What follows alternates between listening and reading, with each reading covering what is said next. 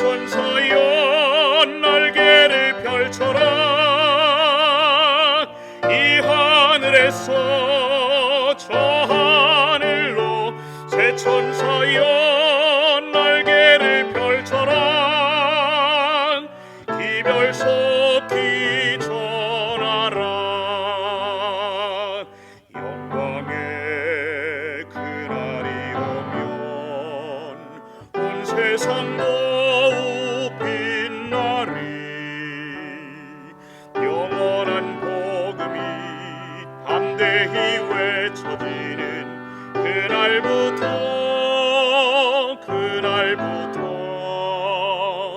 주의 심판 끝나고 만주의 주 오실 그때까지 성도들아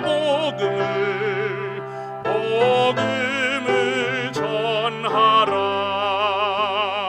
성도들아 복음을 전하라. 이 마을에서 저 마을로 성도들아 복음을 전하라. 복음 속히 전하라. 영광의 그날이 오면 온 천지도 환하리. 인치는 천사의 사명이 이루어지는 그날부터 주의 백성 구하러 영광의 왕 오실 그때까지 남은 자여 창조주 전하라. 남은 자여 창조주 전하라. 이 나라에서 전하라로 남은 자여 창조주 전하라. 기별 속히 전하라.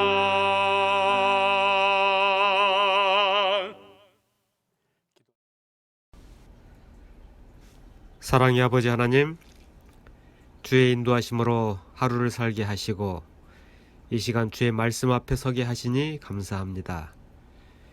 세워주신 주의 종을 통하여 성경에 기록된 영들에 대하여 살필 때에 하늘의 지혜를 주셔서 바르게 전하고 바르게 깨닫는 시간 되도록 성령 하나님 함께하여 주옵소서. 예수님의 거룩하신 이름으로 기도드립니다. 아멘.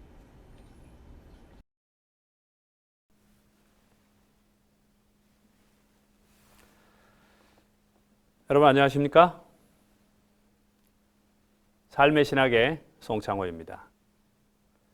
사도 바울은 에베소서 6장 12절에 우리의 씨름은 혈과 육에 대한 것이 아니요 정사와 권세와 이 어두움의 세상 주관자들과 하늘에 있는 악의 영들에게 대함이라고 하였습니다.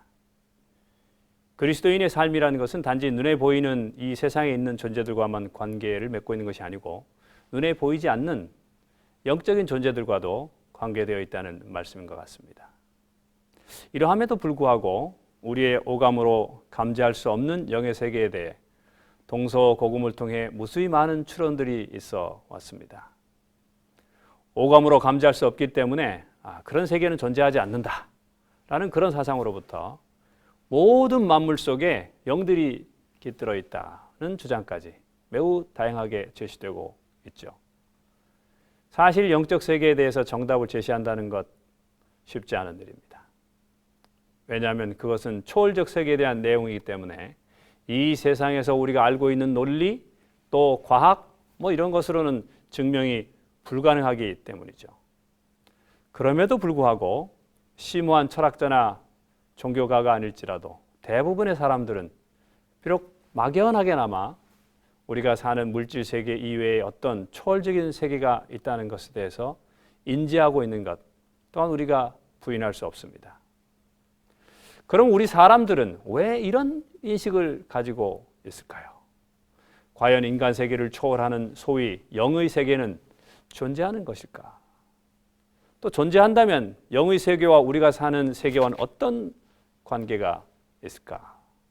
나아가서 영의 세계가 존재한다는 것을 내가 이렇게 알고 있다는 것이 나에게 무슨 의미가 있는가? 좀 더 나아간다면 그렇다면 나는 어떻게 살아야 되는가? 그리스도인들은 이 모든 것의 해답을 성경에서 찾고자 노력합니다. 영의 세계에 대해서도 마찬가지로 우리는 성경에서 답을 찾아봐야 할 것입니다. 보이지 않을 뿐만 아니라 우리의 논리와 사고 그 너머에 존재하는 초월적 세계에 대해서 하나님께서는 성경을 통해 어떤 말씀을 하셨을까요? 성경을 통해 우리는 영의 세계에 대해 어디까지 알 수 있으며 그것이 오늘 나와 어떤 관계가 있습니까? 이번 삶의 신학에서는 여기 보시는 대로 영, 그 다음에 물음표라는 제목하에 영의 세계에 대해 성경의 내용을 구체적으로 이해하고자 계획하였습니다. 이 문제에 대해 오랫동안 우리 기도하시면서 성경에서 그 답을 찾고자 애써오신 김명호 목사님을 이 시간에 모시게 된 것은 정말 다행스러운 일입니다. 신학과 교수실 때도 그러셨고 은퇴 후에도 언제나 성경을 상고하시고 그 안에서 찾으신 해답을 명쾌하게 제시해 주신 목사님께서 이번에도 성경을 통해 영의 세계에 대해서 좀 더 밝은 빛을 주실 것을 기대합니다. 이제 우리 김명호 목사님을 모시도록 하겠습니다. 목사님 안녕하십니까? 안녕하세요. 예. 예. 지난번에도 이렇게 또 창세기 1, 2, 3장에 나오는 내용으로 우리 성경 전체를 아주 이렇게 맥을 잘 짚어주셨는데 이번에도 이렇게 또 쉽지 않은 주제입니다. 영에 대한 내용들이. 예, 그렇습니다. 그리고 또 뭐 영에 대한 내용들에 대해서 그렇게 많은 방송 매체들이 다룬 적이 별로 없었던 것 같습니다. 아, 그렇습니까? 예. 예. 그래서 이번에 이런 그 기획들은 굉장히 아주 우리에게 의미가 있고 또 많은 사람들이 궁금해하면서도 그 해답을 이렇게 명확하게 갖지 못한 내용이기 때문에 목사님께 아주 기대가 큽니다. 감사합니다. 또 이렇게 불러주셔서 감사한데 그 기대에 부응하는지는 저도 모르겠네요. 예. 뭐 하나님께서 또 뭐 예. 지혜를 주시라고 생각합니다. 저는 이 하나님의 말씀을 이야기할 때에는 늘 생각하는 성경 구절이 마태복음 10장 20절인데 말하는 이는 너희가 아니요 맞습니다. 너희 속에 거하시는 내 아버지의 성령이시라. 네. 그 말씀이 있기 때문에 저는 그 말씀을 의지하거든요. 예, 말하는 이는 내가 아니고 맞습니다. 예. 내 안에 계신 우리 아버지의 성령께서 말씀하실 것을 믿고 또 우리 한번 이 시간에 이 문제에 대해서 성령이 어떤 대답을 주시는지 기대하는 시간 되었으면 좋겠습니다. 예, 예. 감사합니다. 오늘 이 방송을 시청하신 우리 시청자님들께서도 정말 성령께서 이번 이 프로그램에 함께해 주시기를 좀 같이 기도해 주시기를 간절히 바랍니다. 아멘. 왜냐하면은 아까 제가 에베소에 있는 말씀드렸지만 우리의 싸움은 혈과 육에 대한 것이 아니라 하늘에 있는 악의 영들에 대한 것이기 때문에 아마 이런 문제들을 다룰 때도 분명히 성령의 감동하심과 역사하심이 함께 하셔야 할 필요가 그 어느 때보다도 강하게 느껴지지 않나 생각됩니다. 맞습니다. 감사합니다. 예, 그렇습니다.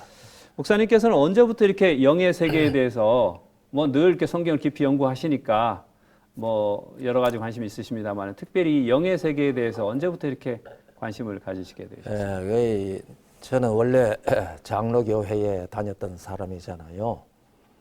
그러니까 대부분 그러리라고 저도 믿습니다만은 저도 영혼 불멸설에 대해 가지고 아주 철석같이 믿었던 사람이거든요. 예.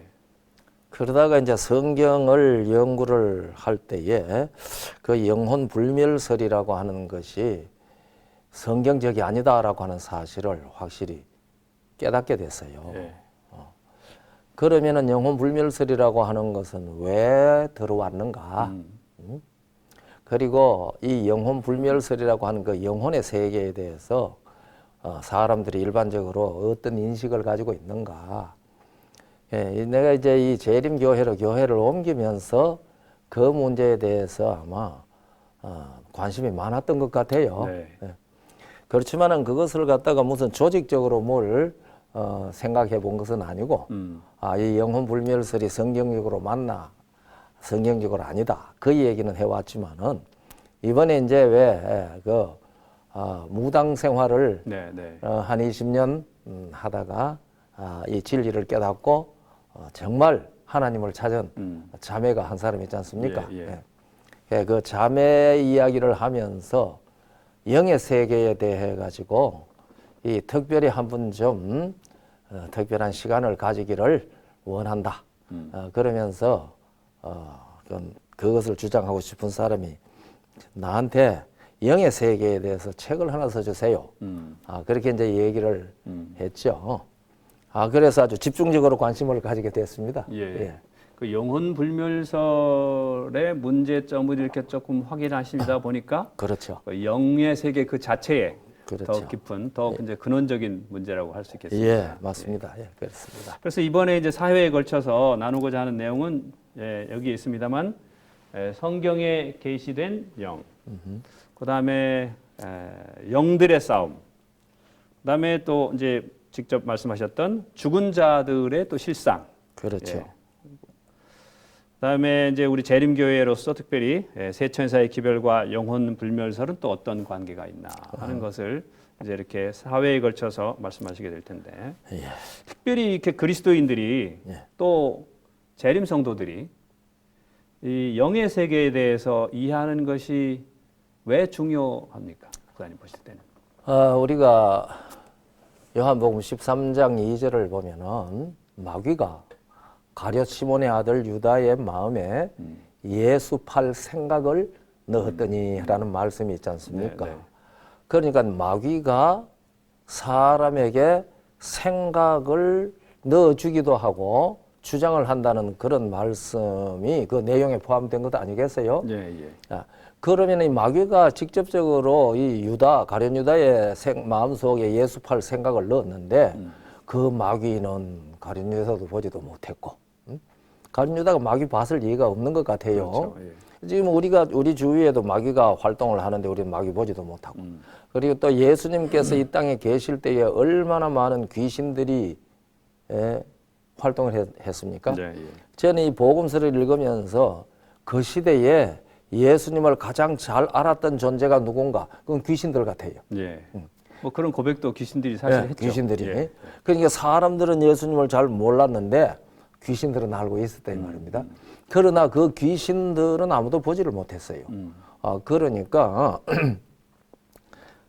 우리 눈에 보이지 아니하지만은 더 실제적으로 인간보다가 훨씬 더 능력을 행하고 있는 어떤 실체가 있다. 그것을 성경은 뭐 귀신이라고도 하고 마귀라고도 하고 했지만은 그것을 갖다가 아까 목사님께서 에베소 6장 12절을 말씀하셨는데, 이게 악한 영들의 세계, 그것이 있구나 하는 것을 성경적으로 이렇게 확인할 수 있지 않습니까? 예. 그러니까 영에 대해서 우리 사람들이 확실히 이해하는 것은 중요하다는 생각을 내가 가지고 있게 됐죠. 또 실제로 성경이 그렇게 계시하고 있는 것이라고 믿고요. 예. 그래서 오늘 첫 시간은 이제 성경에 나타난 영적인 존재들에 대한 것들을 우리가 같이 한번 목사님을 통해서 말씀을 나누려고 하는데, 성경에는 어떤 존재들을 좀 영으로 표현하고 있습니까? 이제 방금 얘기했듯이 이제 악한 영들이 있지 않습니까? 근데 악한 영들이 있는데 우리가 잘 아는 말씀대로 그 요한복음 4장 23절 24절에 보면은 하나님은 영이시니 그렇게 말씀하셨잖아요. 하나님은 영이시니라고 얘기를 했으니까 우리 사람들에 대해서는 1차적으로는 육체라고 그랬잖아요. 그러니까 영의 세계라고 하는 것은 우리가 육신을 가지고 있는 사람들 눈에 1차적으로는 잘 보이지 아니하지만은 우리에게 영향을 행사하고 있는 그런 어떤 존재인데, 성경에 하나님도 영이라고 얘기를 했고, 그 다음에 하나님을 대적하는 세력은 악한 영이라고 얘기를 했고, 그러니까 영의 세계에 하나님과 관련된 선한 영도 있는 것 같고 그 다음에 하나님을 대적하는 세력으로서의 악한 영도 있다고 성경이 계시하니까 저는 기록된 말씀이 하나님의 확실한 계시의 말씀으로 믿습니다. 예. 그러니까 그 영의 세계가 확실히 있다. 예. 그 영의 세계는 현재 우리 눈에는 보이지 않지만은 그 두 가지 영의 세계가 있다는 사실을 성경은 우리에게 계시하고 있다고 제가 그렇게 믿죠. 예. 예. 그러면 그 영들의 특징, 네. 우리 인간과 좀 비교해 봤을 때 뭐 이렇게 어떤 특징을 좀 아까 잠깐 우리 가룟 유다에게도 말씀하셨지만 예. 그 이렇게 인간에게 생각을 이렇게 소위 인풋 예, 시킬 수 있는 어쨌든 그런 능력을 그들이 가지고 있고 예. 뭐 여러 가지 좀 있겠습니다만은 그럼에도 불구하고 이렇게 영들과 소위 이렇게 저희 물질 세계에 있는 뭐 우리라고 해야 될까요? 아니면 우리라고 표현되고 있는 이 물질 세계 전체를 표현해야 될까요? 하여튼 영들과 이 세상에 있는 것들은 뭐 어떤 특징이 있을까요? 영들의 특징은? 예, 이제 그 질문이 참 쉽지 않은 질문이네요. 그런데 이제 우리가 그 고린도전서 15장 45절에 보면은 첫 사람 아담은 산 영이 되었다 함과 같이 그랬잖아요. 예, 예. 그러니까 이 말씀을 보면 아담을 흙으로 빚어서 하나님께서 창조를 하셨는데도 영이라고 표현을 했어요. 산 영이라고 얘기를 했습니다. 그러니까 이 산 영이었던 우리 시조가 범죄함으로 말미암아 육체가 됐잖아요. 예. 우리가 이제 이 창세기 6장 3절에 보면은 사람이 육체가 됨이라 그렇게 돼 있거든요. 그러니까 120년 동안 내 하나님의 성령께서 그들과 함께 하지 아니할 것인데 이거는 그들이 육체가 됨이라. 그런데 그 이제 육체가 됨이라고 하는 거 이제 원문에 나타난 대로 그걸 보면은 또 그리고 옛날 번역이나 지금 번역도 그렇습니다만은 개역 한글판에도 그런데요. 그 밑에 보면은 그 육체가 됐다는 이야기를 범과 함으로 육체가 됐다고 되어 있습니다. 아, 예. 예. 죄를 범함으로. 죄를 범함으로 육체가 됐다고 되어 있거든요. 그러니까 그 말씀과 이 고린도전서 15장 45절에 있는 말씀을 비교를 하면은 우리의 시조가 죄를 짓기 전에는 산영이었다는 사실을 알 수가 있지 않습니까? 그러니까 이제 그 산영이었을 때는 지금 우리가 보지 못하는 영의 세계를 이렇게 대면하여 보면서 서로 친교하지 않았을까 하는 생각을 해봅니다. 예. 이 성경에는 뭐 그런 말은 확실은 네, 없잖아요. 예. 그런데 이제 천사들이 성경은 영이라고 얘기했지 않습니까? 예, 이제 히브리 1장 14절에 불의는 보면은 영이라고. 불의는 예. 영이거든요. 그런데 이제 구약 성경에 보면은 그 천사들이 사람들에게 보일 수 있는 모습으로 나타난 그러한 장면들을 볼 네, 수가 있지 않습니까? 그러니까 영의 세계에 있는 존재들은 사람들에게 자기가 보이려고 하면 형상을 나타내 보일 수도 있고 사람이 영의 세계를 보려고 한다고 해서 사람 마음대로 영의 세계를 볼 수 있는지 그건 저는 잘 모르겠습니다만 혹시 뭐 계시 같은 걸 통해서 혹시 또 그렇죠. 이제 그것도 예. 사람이 본 게 아니고 그렇잖아요. 이렇게 영의 보여주신 세계에서 거죠. 보여주니까 거죠. 보게 됐다는 그렇죠. 얘기죠. 예, 예. 그러니까 사람이 자기 소원으로 내가 영을 봐야 되겠다고 하는 그 순간에 볼 수 있는 것인가 하는 그 얘기를 지금 내가 하는 예, 얘기거든요.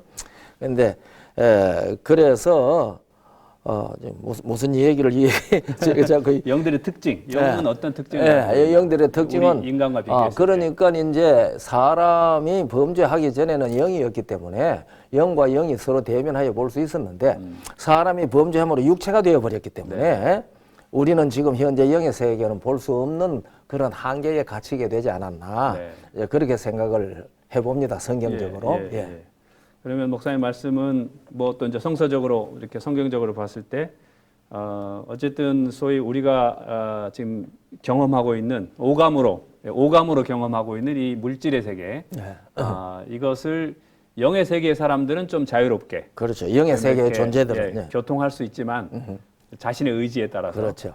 그러나 이제 뭐 우리 인간은 범죄 이후에는 그렇죠. 육체가 되어버린 우리가 뭐 이렇게 자의적으로 내가 이렇게 영적인 세계와 이렇게 교통할 수 있는 그런 방법은 없다. 그런 의미에서 좀 영들의 세계와 우리가 좀 소위 육체가 된 우리가 좀 차이가 있었는데 그 전에는 분명히 영적인 존재들과 좀 자유롭게 교통을 했을 것이다. 그렇게 생각을 저는 그렇게 믿습니다. 왜냐하면은 우리가 이제 누가복음 20장 35절, 6절, 7절 그 읽어보면은 죽은 자 가운데서 부활한 사람들은 천사와 동등이요 그런 말씀이 있거든요.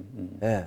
그러니까 그들이 부활한 다음에는 천사와 동등이니까 천사들과 더불어 서로 마주보고 대화할 수 있지 않겠습니까? 예, 예. 그러니까 그럴 때에는 천사가 부활함을 입은 성도들의 눈에 우리 숨바꼭질 하듯이 안 보이는 수는 혹 있을는지는 모르지만은 오늘날 우리가 천사를 보지 못하는 것 같은 그런 상태에 있지는 않을 것이라고 저는 그렇게 생각을 합니다. 예, 예. 예. 그러니까, 예. 그러니까 뭐 우리의 그 첫 번째 그 죄를 범하기 전에 아담도 아마도 그렇죠. 그런 상태였을 것이다. 예, 저는 그렇게 믿습니다. 예. 뭐 그 성성적으로 이렇게 아까도 말씀하셨듯이 예. 그런 또 근거들이 있으니까. 예. 오늘날 우리가 영과 더불이 이렇게 격리되어 버리고 우리가 볼 수 없는 것은 우리가 범죄함으로 말미암아 육체가 되었기 때문에 그렇고 네.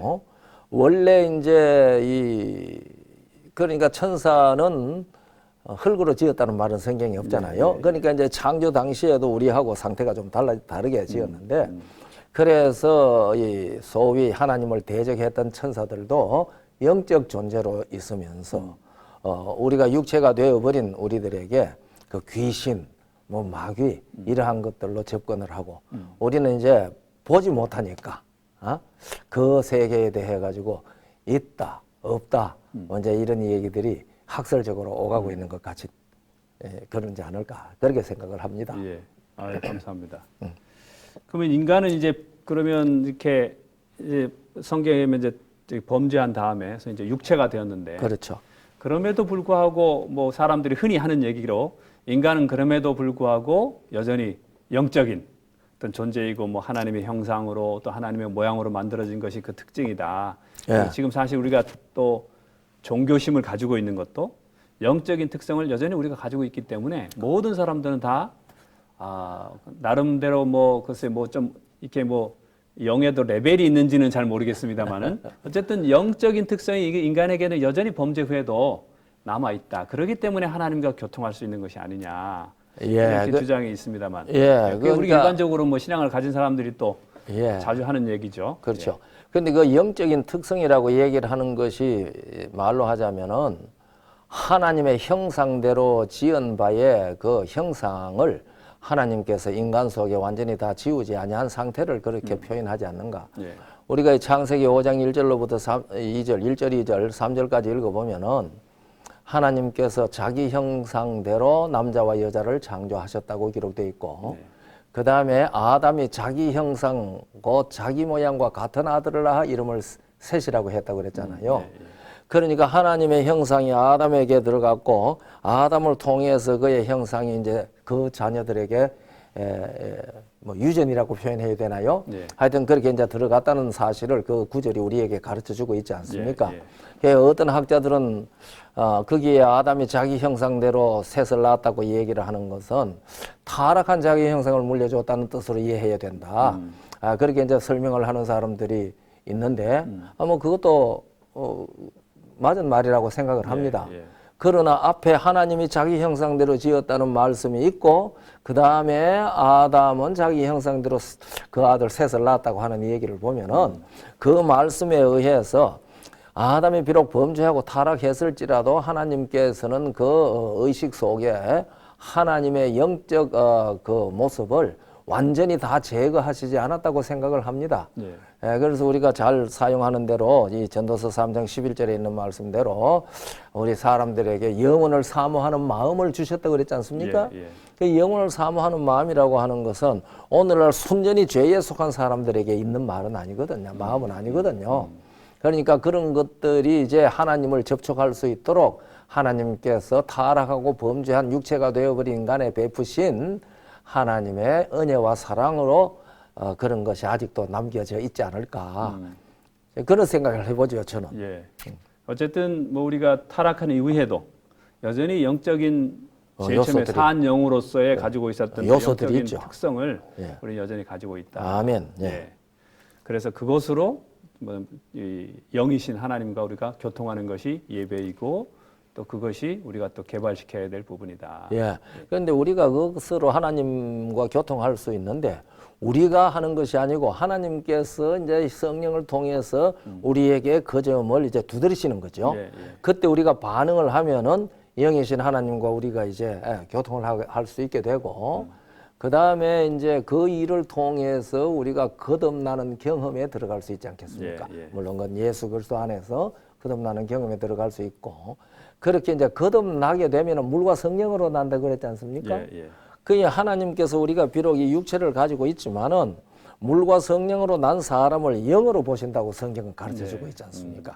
그러니까 이제 그리스도인들이 영의 세계라고 얘기하는 것하고 지금 우리가 논의하는 것 중에 보편적으로 영의 세계라고 얘기하는 것하고 그 점은 조금 구별해서 이해하는 것이 어떨까 하는 생각도 예. 들어가네요. 그럼 뭐 추후에 또 한번 예. 예, 뭐 아마 이제 죽은 자의 실상이나 예, 추후에 예. 뭐 그런 문제들을 좀 다룰 수 예. 있을 것 같습니다.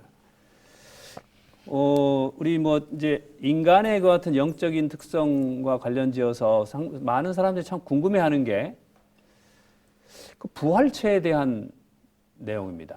예. 뭐 부활체라는 표현이 조금 예, 좀 뭐. 우리가 익숙한 표현은 아닙니다만은 예. 예, 부활하신 특별히 그 예수님의 몸은 과연 영이신가? 또 예수님께서 직접 말씀하시기를 영은 뭐 이렇게 살과 뼈가 살과 뼈가 없는데 나는 나는 있느니라. 있다. 그랬죠. 그래서 또 그걸 증명하시기 위해서 일부러 이렇게 생선도 이렇게 드시고 뭐 이렇게 하시지 않았습니까? 그랬죠. 이제 그래서 이제 우리도 이렇게 부활한 다음에 모습이 이제 예수님의 그런 것이라고 이제 일반적으로 이해하고 있습니다만은 과연 그런 것이 과연 영인가? 또 영은 살과 뼈가 없다고 이렇게 했는데 뭐 분명히 또 예수님이 가지시고 계신데 예. 그런 것을 또 영이라고 우리가 또 이렇게 예수님 자신이 또 부인하셨는데도 불구하고 우리가 그걸 또 영이라고 또 볼 수 있나? 뭐 어쨌든 꼭 그런 문제들은 상당히 우리가 이렇게 어디서 물어보기도 그렇고 좀 그래서 마침 이번에 그거 정말 잘된 것 어려운 같습니다. 거, 정말 어려운 질문인데요. 예. 그게 이제 누가복음 이제 24장에서 39절 이하가 나오는 말씀인데 37절 이하가 나오는 말씀인데 우리가 이제 그 예수님께서 그 말씀하신 시점의 상황을 이해하는 것도 중요하잖아요. 예. 그러니까 예수님께서 부활을 하셨는데 문을 다 닫았는데 예수님께서 들어오셨잖아요. 그렇죠. 예. 그 이제 우리가 이 육체 가지고는 가능한 이 얘기가 그렇죠. 아니지 않습니까? 그렇게 들어왔으니까 그 당시에 제자들이 가지고 있던 의식 가운데 유령인가? 그 생각을 했을 것이라 말입니다. 예수님께서 바다 위로 걸어오실 때에 유령인가 하여 두려워했다고 얘기를 했잖아요. 그러니까 예수님께서 분명히 죽으셨는데 자기들 눈앞에서 죽었고 자기들 눈앞에서 장사가 됐는데 그 예수님이 부활하셨다고 하고 탁 나타나니까 이 사람들 생각에는 그 예수님의 부활하신 실체가 우리가 이 유령을 보던 환상을 보고 있는 게 아닌가 이런 생각들을 가지고 있었을 것이라고 우리가 짐작하는 일은 합리적이라고 생각을 합니다. 뭐 그렇죠. 예. 네. 그러니까 예수님께서 나는 너희들이 생각하는 그런 유령이 아니다. 그런 유령들은 그 이제 물론 그 유령이라는 말은 이 영이라고 하는 게 이 푸뉴마하고는 단어가 좀 다릅니다만은 그런 유령이라고 하는 것은 살과 뼈가 없다. 그러나 나는 너희들 앞에 보듯이 너희가 직접 대면할 수 볼 수 있고 나는 생선도 먹을 수 있고 그러한 의미로서 나는 살과 뼈가 있는 영이다. 살과 뼈가 있는 존재다. 그렇게 이제 예수님께서 자기를 그들에게 확신시켰는데 거기에서 나타나는 핵심 사상은 예수님이 영적 체질이었느냐 제자들과 같은 그런 육체적 체질이었느냐 하는 쪽에 핵심 초점이 있는 것이기보다는 부활하신 예수님이 확실한 실체를 가지고 계신다는 사실을 인식시키기 위한 것이 아니었나 그렇게 생각이 되고요. 그 다음에 이제 예수님께서 요한복음 3장 5절에 물과 성령으로 나지 아니하면 하나님 나라에 들어갈 수 없다고 말씀하신 다음에 6절에 육으로 난 것은 육이요 성령으로 난 것은 영이니 그렇게 말씀하셨잖아요. 예. 그러니까 예수님께서 이 땅에 몸을 가지고 계시는 동안에도 그분은 성령으로 나셨습니다. 성령으로 잉태된 것이 나타났더니 그랬거든요. 그러니까 예수님께서는 성령으로 나셨기 때문에 이 땅에 사실 때 사람과 같은 몸을 가지고 있었을지라도 예수님이 하신 말씀에 근거해서 영이십니다. 왜냐하면 육으로 난 것은 육이요, 성령으로 난 것은 영이니 내가 너희에게 거듭나야 하겠다 하는 말을 기이히 여기지 말라 하셨잖아요. 네. 그 예수님께서는 성령으로 나셨으니까 분명히 요한복음 3장 6절 말씀에 의해서 영적 존재라는 사실을 확실히 알 수 있거든요. 그와 같은 맥락으로 얘기한 것이 사도 바울을 통해서 주신 기별이 로마 8장 9절이지 않습니까? 그러니까 하나님의 영이 있는 사람은 육신에 있지 아니하고 영에 있나니 누구든지 그리스도의 영이 없으면 그리스도인이 아니라고 그렇게 분명히 성경이 얘기했잖아요. 예, 예. 그러니까 우리가 예수 그리스도를 믿음으로 말미암아 물과 성령으로 거듭나서 성령이 우리를 주관할 때에 우리가 이런 육신을 이 체질을 가지고 있지만은 성경은 그렇게 된 사람들을 영이라고 얘기를 했단 말이에요.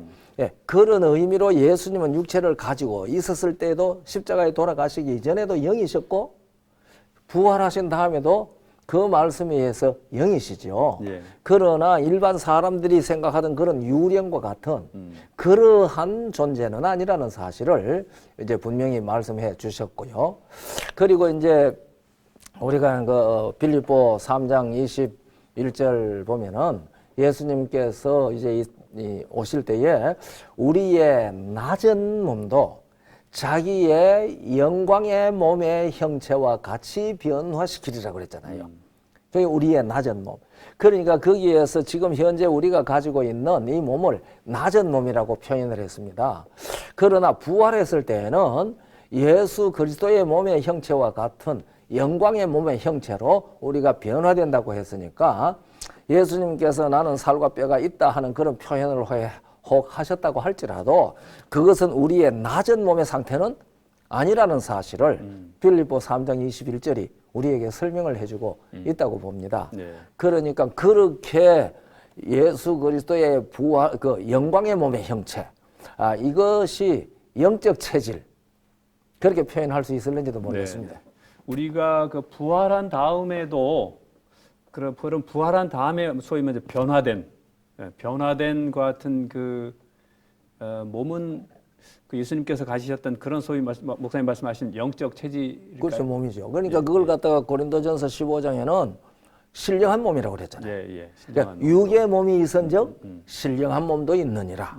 그 이제 고린도전서 15장 41절 이하에 그 이제 대조가 되어 있는데 그 이제 빌립보 3장에 나타난 말씀과 관련해서 이 얘기를 하면은 그 낮은 몸이죠. 육의 몸도 있느니라. 낮은 몸도 있다. 부활하면 신령한 몸이 있느니라. 그것은 자기 영광의 몸의 형체와 같이 우리를 변화시키니까 그 영광의 몸의 형체가 되는 것이죠. 예. 근데 이제 우리는 예수님께서 재림하셨을 때에 그와 같이 변화시켜 주지 아니하시면 우리는 스스로 변화할 수가 없습니다. 그렇죠. 예, 예. 그러나 예수님은 성령으로 잉태하여 탄생하셨기 때문에 예수님은 영이시니까 예수님께서는 육신으로 우리와 함께 걷고 사실 때에도 당신이 원하시면 그러한 영광의 몸의 형체로 변화하실 수 있는 것이 이 죄로 말미암아 육체가 된 우리하고 다른 모습이라고 저는 그렇게 믿거든요. 예, 그것을 우리에게 증명해 보여주신 것이 변화산의 예. 모습입니다. 예. 그래서 예수님께서 변화산에 가셔서 변화하셨는데 그게 이제 베드로가 나중에 그것이 예수님 재림하실 때 광경이라고 얘기했지 않습니까? 응? 그러니까 예수님께서 이 몸을 가지고 우리와 같은 체질을 가지고 계셨을 때에도 그는 존재 자체가 영에 속한 사람이니까 당신이 원하실 때에는 그렇게 영광의 몸의 형체로 변하실 수가 있으셨다고 저는 그렇게 믿습니다. 예. 그 부활하셨을 때도 그 같은 체질이라고 생각합니다. 예. 근데 그 혹시 뭐 우리가 조금 다른 또 우리 각도일 수 있습니다만은 우리가 와이트 여사의 글을 통해서 이렇게 또 그분의 그 뉘앙스를 또 보면 또 예수님은 우리와 이렇게 우리 이 땅에 오셔서 육체를 입으심으로 다시 이제 부활하셔서 비록 이렇게 그분이 이렇게 소위 말해서 영적 체질을 가지고 다시 되셨을지라도 신령한 몸으로 되셨을지라도 굉장히 큰 희생을 하셨다. 그렇죠. 굉장히 많은 것들을 뭐 글쎄요, 그게 표현이 뭐 적절한지는 모르겠습니다만 이 땅에 오시기 전에 어떤 그 신성이 가지셨던 것들에 상당히 많은 뭐 제한이 뭐 신성이 무슨 제한이 있겠습니까만은 그래도 엄청난 희생, 우리와 같이 되신 그렇죠. 그런 뉘앙스를 굉장히 많이 우리에게 표해서 그것 그렇죠. 자체가 너무나 큰 그거 희생이죠. 예, 희생으로 예. 말씀하고 있습니다만은 그런 의미에서 예수님께서 이 땅에 오시기 전에 뭐 우리가 신성에 대한 부분이라 뭐 논하기가 조금 어렵습니다만은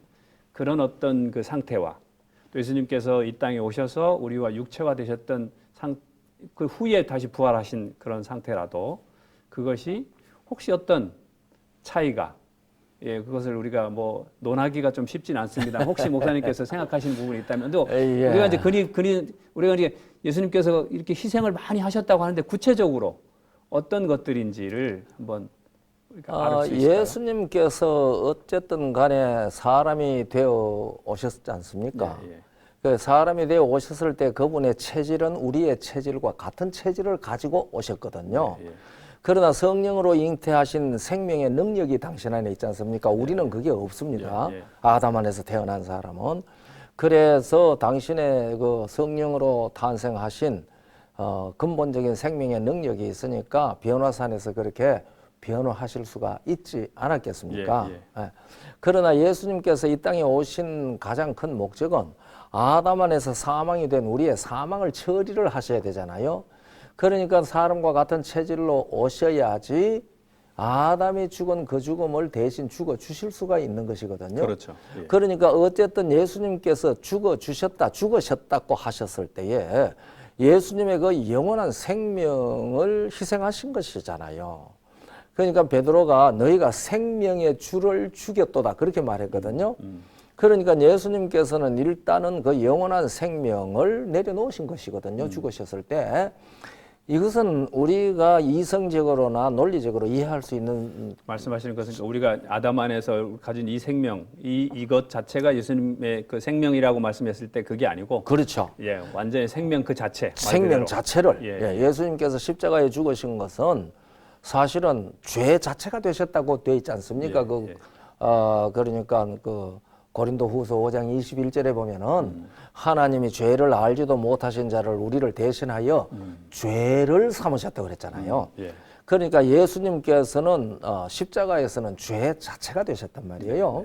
죄 자체가 되셨다는 얘기는 존재를 상실한다는 얘기거든요. 그러니까 예수님께서 그 요한복음 10장 17절 18절에 누가 내게서 빼앗는 자가 있는 것이 아니고 나는 스스로 버리노라. 나는 버릴 권세도 있고 다시 얻을 권세도 있다고 말씀하셨지 않습니까? 저는 이 말씀을 예수님의 자존성에 대한 선포라고 생각을 합니다. 예수님은 스스로 계실 수 있는 분이신데 네. 스스로 계실 수 있다는 사실을 당신이 버릴 권세도 있고 다시 얻을 권세도 있는 것으로 십자가에서 버리시고 부활하셔서 다시 얻으시는 일을 통해서 당신은 여호와다. 스스로 존재하는 자다라는 사실을 온 우주 앞에 증명했다고 저는 그렇게 믿습니다. 네. 그리고 이제 이 루시퍼도 할 말이 없는 거죠. 이 아들 그리스도가 여호와 맞네. 스스로 계시는 분이 맞네. 고백할 수밖에 없죠. 그러니까 예수님께서는 일단 그 영원한 생명을 십자가에서 한번 희생하시고 그 일을 위하여 우리와 같은 체질을 입고 오셨다는 사실이 엄청난 희생이죠. 네. 그래서 바울은 그것을 자기를 비어 종의 형체와 같이 되셨다고 표현했지 않습니까? 예, 그러나 그의 본질, 그분이 가지고 있는 본질은 이 히브리 13장 7절 8절에 있는 말씀대로 예수 그리스도는 어제나 오늘이나 영원토록 동일하신 분이라고 저는 그렇게 믿습니다. 예. 그 지금 하신 질문에 대답이 됐는지 모르겠네요.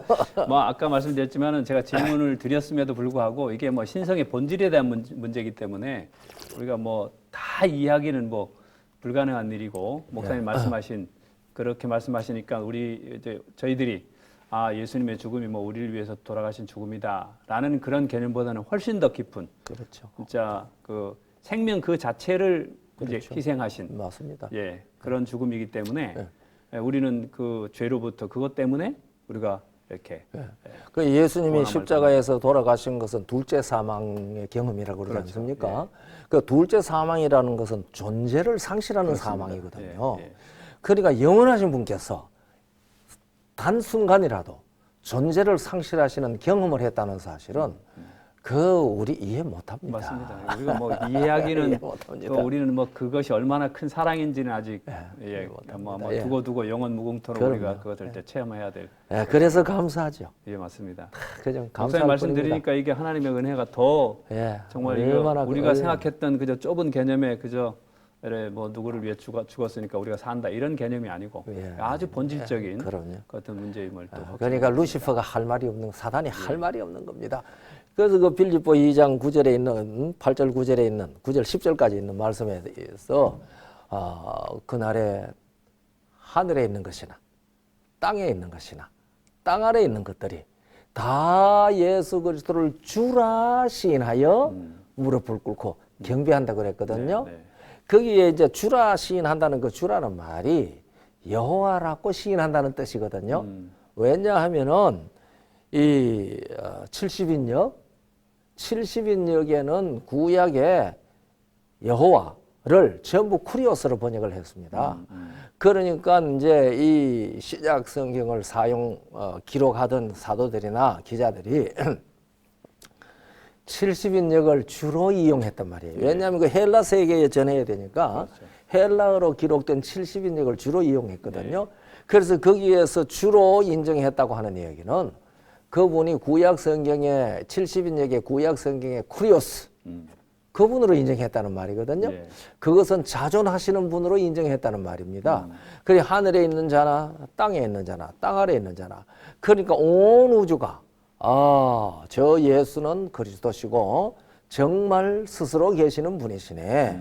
그래서 스스로 버리시고 스스로 얻으시고 그렇게 해서 그분이 자존자라는 사실을 증명하셨구나. 그래서 생명의 주가 죽으시는 일을 통해서 온 우주를 주님 앞에 경배하게 하는 일이 일어났고 사단과 그에 대적하는 무리들이 잠잠게 됐죠. 예. 저는 그렇게 믿습니다. 예. 그 아무래도 우리 영의 세계와 이 육체의 세계의 그 접점 속에 예수님이 계시기 그렇죠. 때문에 아멘. 뭐 당연히 이렇게 예수님에 관련된 내용을 이렇게 영의 세계를 다루면서 자연스럽게 다룰 수밖에 없고 예. 또 우리가 그거를 통해서 육체 속에 있으면서도 영의 세계가 어떤 것이구나 하는 사실을 어렴풋하게 이해할 수 있는 그 어떤 가장 핵심적인 접점이 예수 그리스도의 삶이 아닌가 아멘. 생각이 듭니다. 이거 뭐 100% 동의합니다. 네. 예, 목사님 그러면 우리가 이제 또 다른 이제 영적 존재인 천사들에 대해서 예. 한번 좀 생각을 해보면서 예. 뭐 타락한 천사들과 또 이제 타락하지 않은 천사들이 다 영들로 우리가 알고 있고 말씀하신 대로 그 가룟 유다에게 생각을 집어넣는 사단인데 그러면 이제 영적인 존재니까 가능하겠죠. 네, 그렇죠.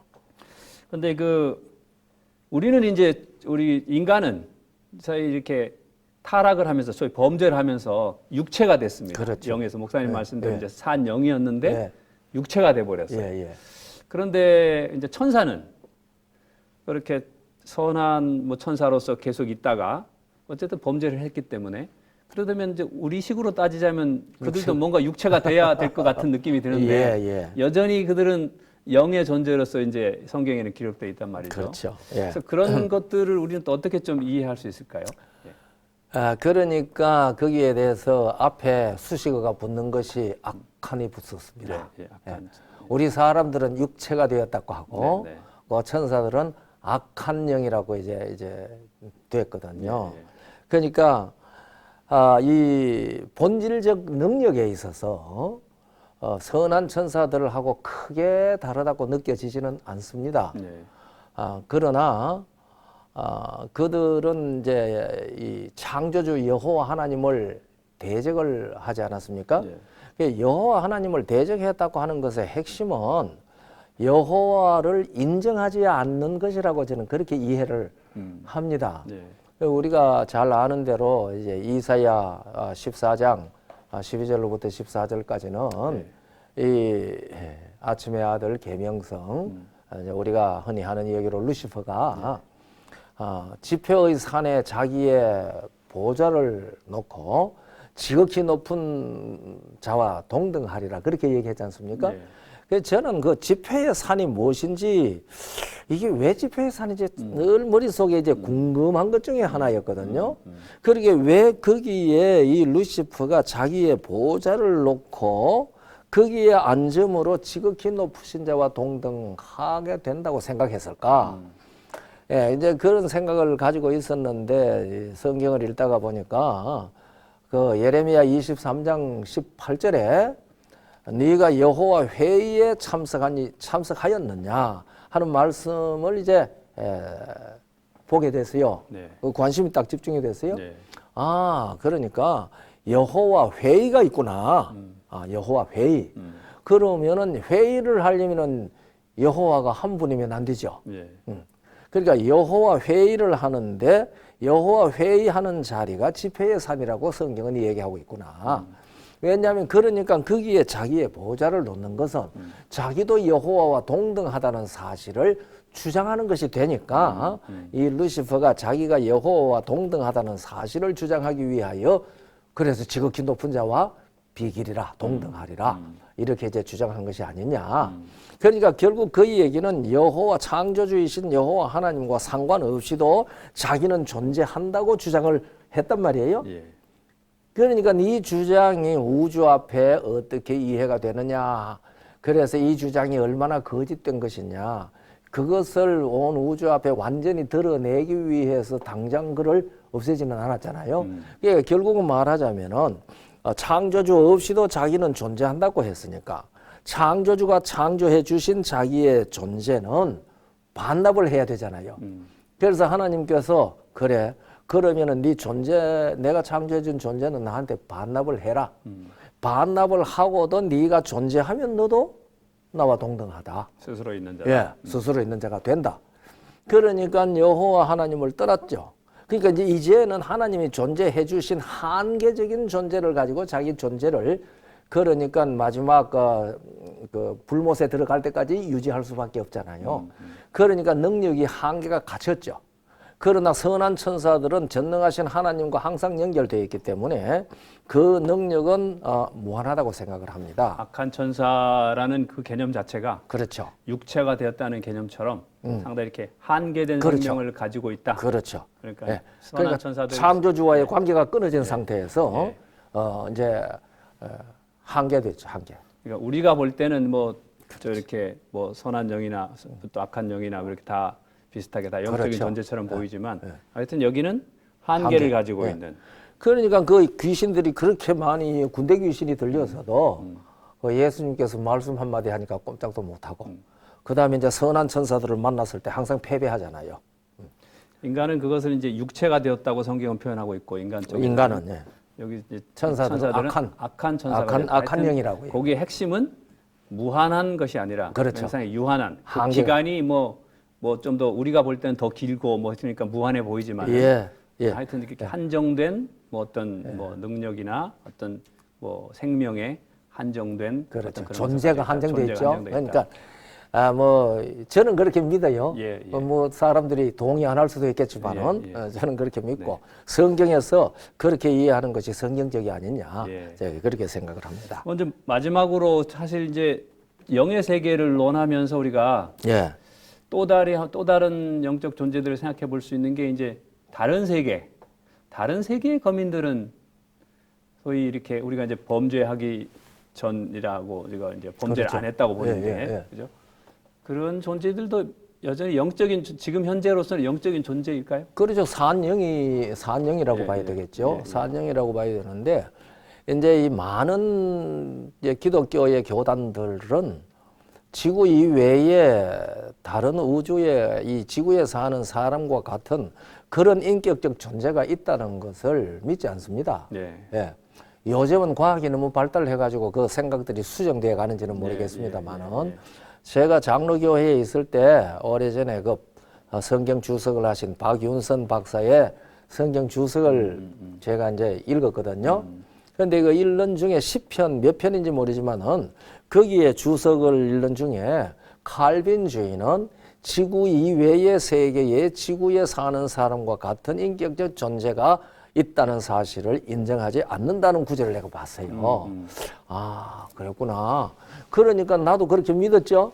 그런데 이제 재림교회 와서 성경을 보니까 그게 아니더라고요. 그게 아닌데, 이 문제에 대해서 사람들이 상당히 좀 혼란을 겪는 것 같아요.